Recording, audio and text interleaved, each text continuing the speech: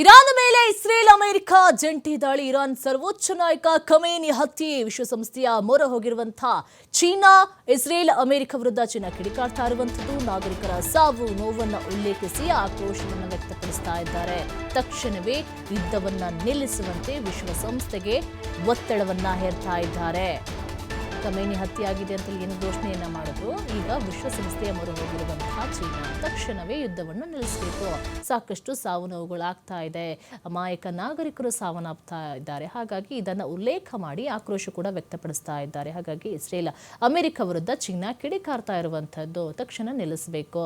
ಸಾಕಷ್ಟು ಸಾವು ನೋವುಗಳು ಆಗ್ತಾ ಇದೆ, ಜನ ಬದುಕೋದಕ್ಕೆ ಆಗ್ತಾ ಇಲ್ಲ, ಯಾವ ಕ್ಷಣದಲ್ಲಿ ಏನು ಬೇಕಾದರೂ ಆಗಬಹುದು ಎಂಬ ಭಯಭೀತರು ಆಗಿರುವಂಥದ್ದು. ಯಾವ ಅಗತ್ಯ ವಸ್ತುಗಳು ಕೂಡ ಸಿಗ್ತಾ ಇಲ್ಲ. ಒಂದು ಕಡೆ ನೆಟ್ವರ್ಕ್ ಪ್ರಾಬ್ಲಮ್ ಕೂಡ ಆಗ್ತಾ ಇದೆ.